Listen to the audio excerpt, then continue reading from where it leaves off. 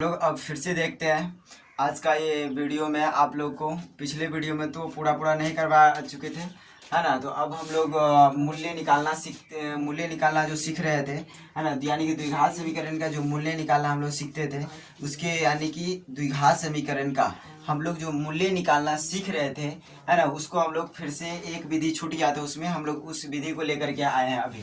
ध्यान से देखिए, इस वीडियो के माध्यम से आपको पूरा द्विघात समीकरण का जो मूल्य निकालने का 3 विधि था, वो 3 विधि में से हम लोग 2 विधि इसे पिछले वीडियो में देख लेते। इस वीडियो में आपको, है ना, द्विघात समीकरण का मूल्य निकालने का ये तीसरा विधि आपको सिखाया जाएगा। बहुत ही अच्छा विधि है, बहुत ही प्यारा विधि है, जिसको आप बारीकी से समझिएगा। बहुत ही प्यारा विधि है, जिसका नाम है पूर्ण विधि, पूर्ण वर्ग विधि आप कह सकते हैं। क्या नाम इसका? पूर्ण वर्ग विधि है, जिसको आप बहुत बारीकी से समझिए। ये विधि जो है स्टेप बाय स्टेप आपको समझना पड़ेगा, और इस विधि को आप स्टेप बाय स्टेप समझ लेते तो बहुत ही आसानी से बना लेंगे। अगर नहीं समझ पाएगा सही से तो बनाना बहुत ही मुमकिन हो जाएगा, आपको नामुमकिन हो जाएगा। तो ध्यान से देखिए, अगर आप इस वीडियो को देखते हैं तो आपको हमको पूरा उम्मीद है कि हम आपको बेहतर समझा पाएंगे, स्टेप बाय स्टेप समझा पाएंगे, और बेहतर तरीका से आप इस वीडियो के माध्यम से पूर्ण वर्ग विधि, यानी कि पूर्ण वर्ग विधि से द्विघात समीकरण का मूल्य ज्ञात कर सकते हैं। चलिए इस यानी कि पूर्ण वर्ग विधि को हम लोग इस वीडियो के माध्यम से समझते हैं। इस पूर्ण वर्ग विधि को हम लोग 3 स्टेप में पूरा करेंगे। कितने स्टेप में? 3 स्टेप में हम लोग पूर्ण वर्ग विधि को सीखेंगे। तो चलिए, सबसे पहले हम लोग लिखते हैं दिया है। क्या लिखेंगे? दिया है। सबसे पहले लिखेंगे दिया है।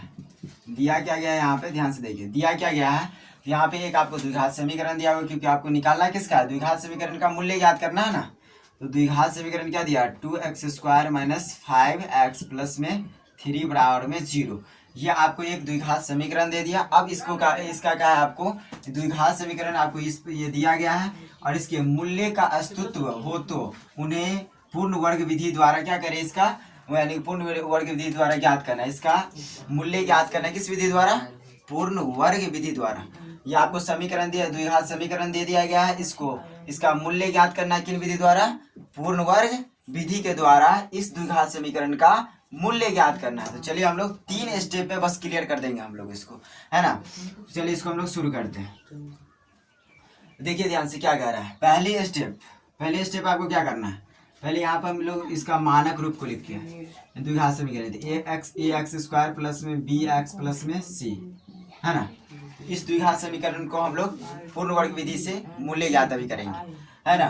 तो इस यहाँ पे हम लोग द्विघात समीकरण का मानक रूप को लिखे। मानक रूप क्या है? मानक रूप क्या है? ax² plus bx plus c बराबर में 0। ये इसका यानी कि द्विघात समीकरण का मानक रूप है। ध्यान से देखिए, आपको पहला स्टेप में क्या करना है? देखिए, तो ये क्या है? इसका मानक रूप है। ax² plus bx plus c बराबर 0। ये हो क्या? इसका मानक रूप। अब इसका जो मानक रूप है, इसके थ्रू आप इसको ध्यान से देखिएगा। यहाँ पे क्या लिखा है? 2x² माइनस 5x प्लस में 3, और ये द्विघात समीकरण है। मानक रूप में ये द्विघात समीकरण है। ध्यान से क्या, और इसको पूर्ण वर्ग विधि द्वारा इसका मूल्य ज्ञात करना है। यहाँ पे देखिए ध्यान से, यहाँ पे देखिए ax² plus bx plus c। यहाँ पे देखिए c कहाँ पे है? ये क्या है? c है। इसमें देखिए कि c का मान कौन है? यहाँ पे तो c का मान क्या है? 3। c का मान कौन है? 3।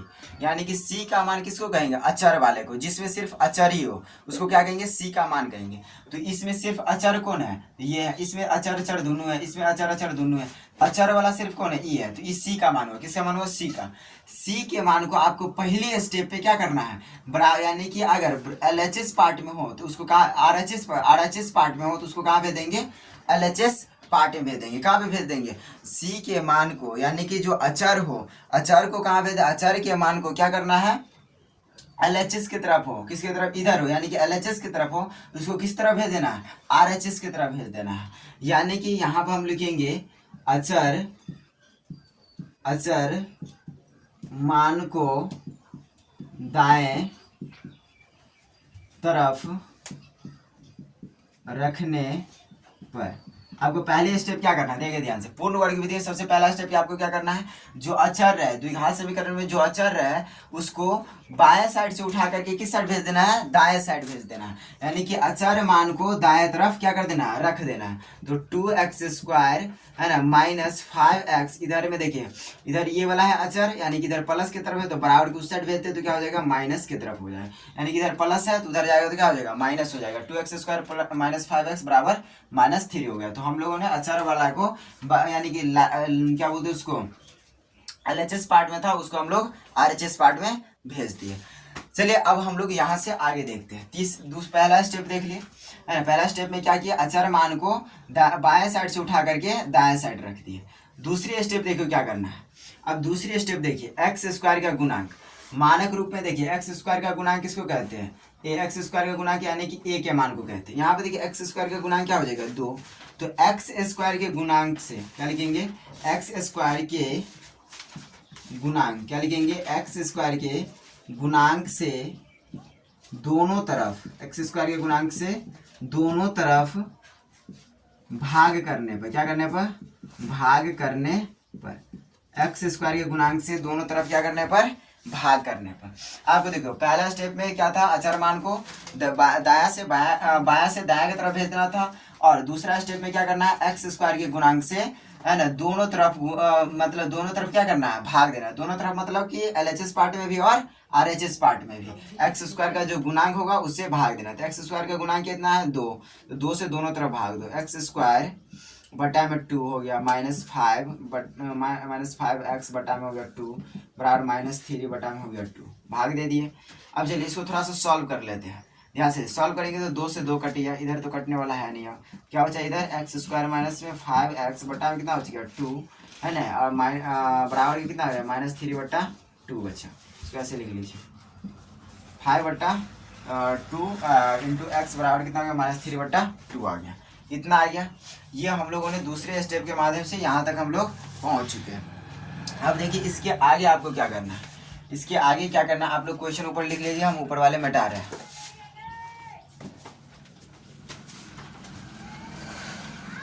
चलिए हम लोग दूसरे स्टेप तक यहाँ तक पहुँच चुके। अब दूसरे से हम लोग तीसरे स्टेप पर चलते हैं। देखिए 2 स्टेप क्लियर कर लिए हम लोग। तीसरे स्टेप क्या कहता है, तो ध्यान से देखिए तीसरे स्टेप क्या करता है। तीसरे स्टेप कहता है कि देखिए जो x का गुणांक होगा ना, किसका गुणांक, x का, देखिए यहाँ पे x का गुणांक मानक में क्या है, b। इसमें देखिए x का गुणांक क्या हो जाएगा, यहाँ पे देखिए x का गुणांक क्या, x का गुणांक देखिए यहाँ पर x गुणक आपको देखना कहाँ पे, यहाँ पे देखना है, यहाँ पे देखना है। तो भाई आप दूसरे स्टेप पर जहाँ पहुँच चुके हैं ना, वहाँ पे देखिए कि x का गुणांक कौन है। तो x का गुणांक क्या है यहाँ पे, 5/2 कितना है, 5/2। आपको x का गुना कहाँ पे देखना है, जो आप दूसरे स्टेप पर पहुंच चुके हैं और दूसरे स्टेप पर जो निकल करके आया है उसमें देखिए कि x का मान क्या है। तो यहाँ पे देखिए x का मान क्या है, 5/2 कितना, -5/2। इसका x का गुना क्या है यहाँ पे, -5 कितना है, 2 है। तो इस -5/2 का क्या करना है आपको, ध्यान से देखिए, -5/2 को आपको क्या करना है, आधा कर देना है। यानी कि -5/2 को आपको आधा करना है, फिर आधा करके उसका वर्ग कर देना है और दोनों तरफ जोड़ देना है। चलिए करते हैं हम लोग। तो तीसरा स्टेप क्या कहा था, तीसरा स्टेप यहाँ पे कह रहे हैं, ध्यान से देख लीजिए, यहाँ पे लिख देते हैं x के गुणांक, x की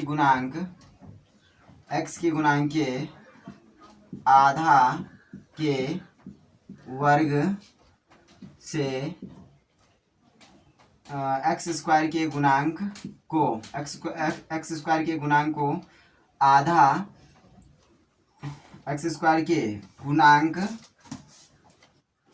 के आधा के वर्ग को दोनों तरफ जोड़ने पर, देखिए ध्यान से। तो x² का x का जो गुणांक होगा उसको हम लोग पहले आधा करेंगे, फिर उसका वर्ग करेंगे और फिर उसको क्या करेंगे, दोनों साइड जोड़ देंगे। चलिए करते हैं। तो यहाँ पे लिख दिए हम लोग, लिखते हैं यहाँ पे लिख दिए x², फिर लिखे -5/2 इंटू x बराबर लिखिए -3/2 है ना, इतना तो लिख दिए हम लोग। यहाँ पे देखिए ध्यान से, थोड़ा सा यहाँ पर हम लोग लिखते हैं, ध्यान से देखिए, पहले यहाँ पर हम लोग थोड़ा सा इसको पहले इसको हम लोग आधा करते हैं, फिर हम लोग लिखेंगे तो एक ही बार में हो जाएगा, क्योंकि उतना ज़्यादा क्यों लिखें। तो हम लोग इसको लेते हैं, पहले एक्स का गुणांक को लिखते हैं। तो एक्स का गुणांक -5/2 -5/2 है। तो -5/2 का पहले आधा कर दे, तो आधा करेंगे तो 2/1 से भाग दे देंगे, क्योंकि यहाँ पे बट्टा में, इसीलिए 2/1 से करें। फिर इसको लिखेंगे सही ढंग से, क्योंकि हम लिखते हैं इस प्रकार से लिखेंगे। चलिए 5/2 गुना में हो जाएगा, है ना, 1/2 हो गया। 1/, कितना हो गया 2। आप माइनस देखिए, माइनस दीजिए, यहाँ पे कितना माइनस है तो माइनस दीजिए, तो कितना हो गया 5 को 1 से गुना करेंगे तो 5, माइनस का माइनस, 4 का 4, तो कितना हो गया -5/4 आ गया। कितना आ गया -5/4 आ गया। अब -5/4 को आप क्या कीजिए, वर्ग कीजिए। तो वर्ग कीजिए तो कितना आ गया, -5 का वर्ग कितना आ जाएगा 25 आ गया, 4 का वर्ग कितना आ जाएगा 16 आ गया। तो 25/16, तो 25/16 को आप दोनों तरफ क्या कर दीजिए, जोड़ दीजिए। 25/2 को दोनों तरफ जोड़ दीजिए यहाँ पे। तो x² माइनस में 5/2x है ना, बराबर यहाँ पे दोनों तरफ जोड़ना है ना, इस साइड जोड़िए, क्योंकि इसके बाद तो दूसरा पार्ट आ जाता है।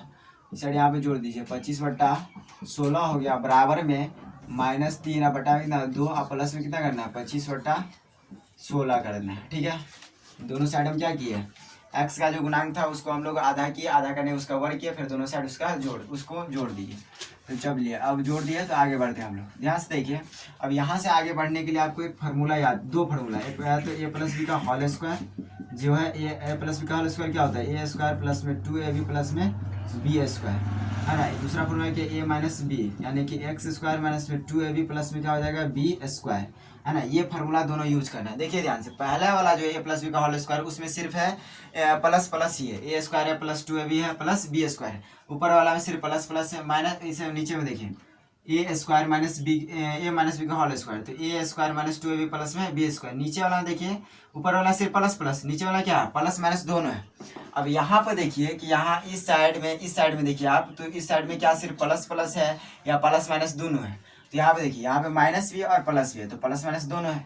ये फार्मूला में देखिए कि प्लस माइनस दोनों किस में है, तो प्लस माइनस दोनों a-b का होल स्क्वायर है, मतलब ये वाला में प्लस माइनस दोनों है। तो यहाँ पर हम यूज करेंगे ये वाले फार्मूला, a-b के होल स्क्वायर के यूज करेंगे, यानी a² minus 2ab plus b² के यूज करेंगे। चलिए करते हैं, हम लोग इसको a मानते हैं, तो इसको लिखेंगे x का स्क्वायर, x को कितना मान लिया a, तो a को a यहाँ पे क्या लिखा गया है, a का स्क्वायर लिखा गया, तो यहाँ पे हम लोग ब्रैकेट में x का स्क्वायर लिखते हैं। ठीक है, यहाँ पे लिख दिए, फिर माइनस, फिर यहाँ पे देखिए ध्यान से, फिर लास्ट में यहाँ पे देखिए ध्यान से देखिए प्लस, यहाँ पे प्लस b, तो यहाँ पे क्या दीजिए आप प्लस, अब b का स्क्वायर, b आप किसको मानिएगा, तो ध्यान से देखिए प्लस के, यानी b आप किसको मानिएगा, ये वाले क्या मानिएगा b, इसको क्या बनेगा b, तो 25/16 है। ध्यान से 25/16 को आपको देखिए ये स्क्वायर में नहीं है, पर यहाँ पर b क्या है स्क्वायर में, तो आपको 25/16 को स्क्वायर में लिखना है। तो कैसे लिखिएगा, तो 25 किसका स्क्वायर है, तो 5 का स्क्वायर, 16 किसका स्क्वायर है, तो 4 का स्क्वायर, तो इस दोनों का आप क्या कर दीजिए स्क्वायर। ये हो गया b का मान, ये किसका मान हो गया a का मान।